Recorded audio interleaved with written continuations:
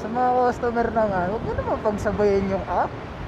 Kung wala kayong mabook sa Joyride, patayin nyo yung Joyride. Tapos tsaka kayo mag-book ng angkas. Huwag yung sabay. Masama pa na ito mga tol, no? Natatrack kasi ni Joyride mga tol. Pag kinancel mo, di ba? Pwede ka pa mapagbintangan ni Joyride na hinabol mo eh. Scam pa. Nako, na-scam pa tayo. Bagay, malapit lang naman. Yun, nag-ring. Pag pinatay ito, wala na. Patay. Pinapatay pre.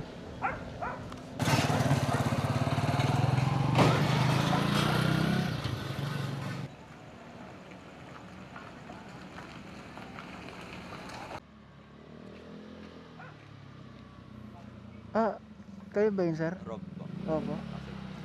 Kala ko sir, ano eh, papakancel ko na sana eh. Ay, ako po ba yung Rob po? Oo. Ito pare. Ay, double booking pa kayo sir.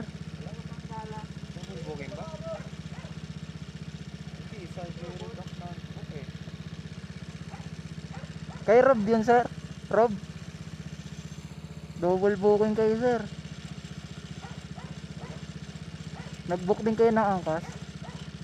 Dito lang ako nag-book eh. Nag-open. No sir, kausapan niyo yan.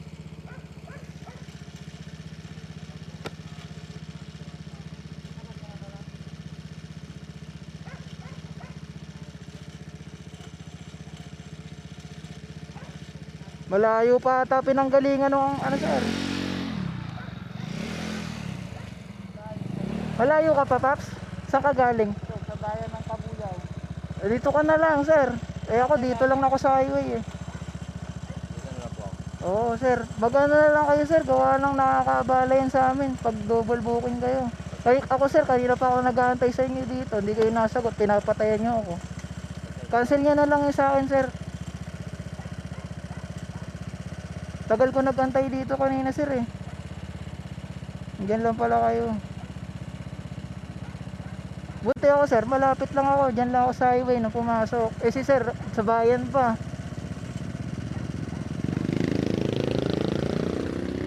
Cancel nyo na lang sir. Oo sir.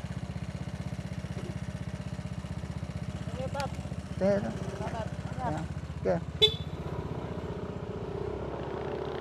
Double booking pa si Taka na, akala ko naman makakabiyahe na ako eh.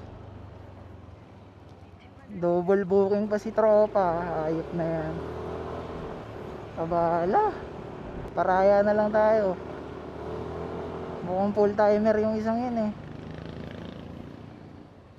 Tsaka mukhang malakas kumain ng gas yung motor niya. Kaya na, layo pa ng inano niya. Ayan. Tagal ko rin nagantay dun ha.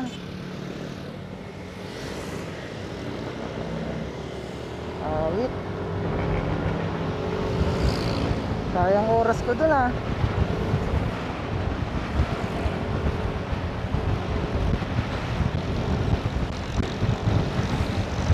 Ah?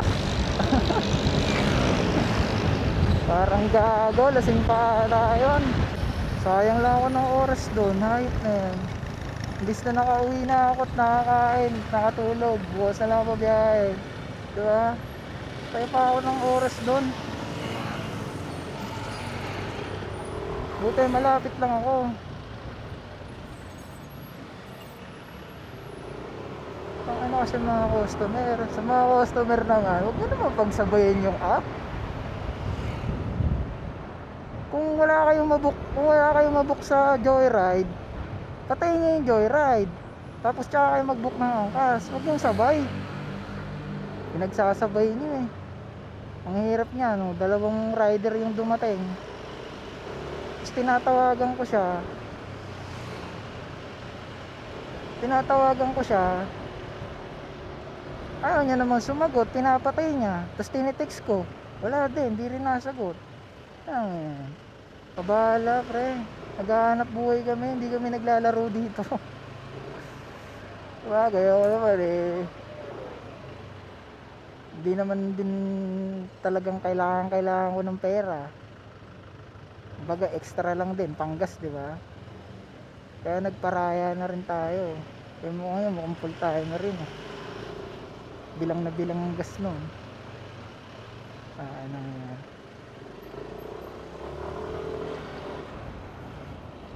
Pagod pa ako, galing akong trabaho. Pauwi na ako, pumasok yung booking mo, di ba? Kinuha ko kasi syempre gabi na, di ba? Mabilis na rin naman ang biyahe. Kinuha ko na. Grabe, no, tol? Di ba? Nag-aksaya ako ng oras doon. Bilang na bilang oras ko, mga tol. Syempre, pagka-out ko ng trabaho, ang main ano talaga natin, makauwi ng maaga. Baga, uwi na, ano na tayo, pagka-out natin ng trabaho, uwi na tayo. Tapos, pag kinaumakahan, pinakamaaga natin magising, gayak na tayo para pumasok ulit. Para makabiyahe din, di ba? Kahit mga gising ako ng alas 6, di ba? Makabiyahe lang. Makabiyahe din bago pumasok ulit sa trabaho nating regular. Tapos gaganyanin pa tayo ng customer, hayop na yan. Nakakainis no? Di rin naman natin maano yung angkas. Kasi biktima rin lang siya ng customer. Sa mga customer, no? Huwag naman kayo mag-double booking. Grabe naman kayo. Wala kayong konsiderasyon sa mga kapwa nyo tao.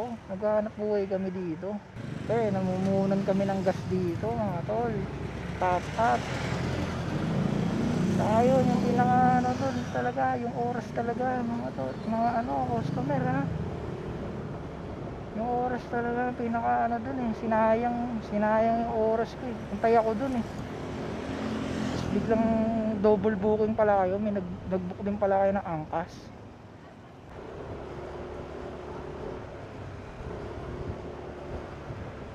Marami rin naman ako kaninang umaga eh. Nagparaya na tayo dun sa angkas. Awa din naman. Layo ng pick up niya pero kinuha niya yun, no?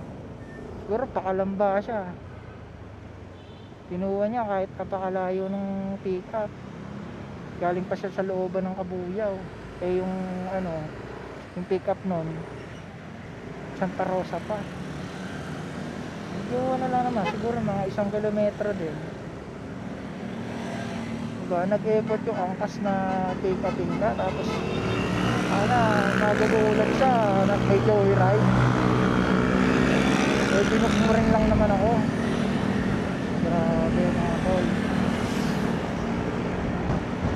Tapos ang nakakabadrip pa doon mga tol, no? Hindi niya pinanindigan. Hindi pinanindigan ng customer. Nagmamang-maangan siya. Pero sir, joyride lang yung ko eh. Pero binuksan niya yung cellphone niya, bukas din yung angkas, di ba?